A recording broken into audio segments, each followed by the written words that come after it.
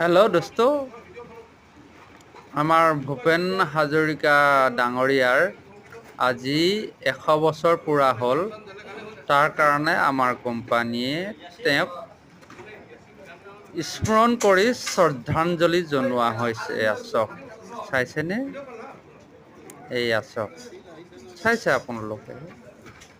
প্ৰত্যেকজন মানুহে আমাৰ ষ্টাফে তেওঁক শ্ৰদ্ধাঞ্জলি জনোৱা হৈছে। ঠিক আছে, আজি আমাৰ ভূপেন হাজৰিকা আমাৰ অসমতে নহয়, গোটেই বিশ্বৰ তেওঁ এজন প্ৰতীক হয়। ঠিক আছে, সম্পূৰ্ণ তেওঁক যিখিনি কৰিব লাগে নিয়ম আমি কৰিছোঁ। ঠিক আছে, আজি মানে কি হ'ল, আমাৰ GM ছাৰ আছে, আমাৰ মেনেজাৰ আছে, আমাৰ সকলো ষ্টাফ আছে।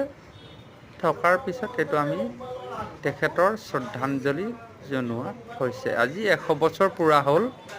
আৰু এটা ডাঙৰ কথা কি, যেনেকৈ আমাৰ মহাত্মা গান্ধী পইচাত ছবিটো আছিলে, সেই সেনেকৈ ধৰণৰ আমাৰ ভূপেন হাজৰিকা ডাঙৰীয়াৰো ছবিটো পইচাত লাগিব বুলি কোৱা শুনিছোঁ। আজি ভিডিঅ'টো ইমানটোৱেই, ধন্যবাদ।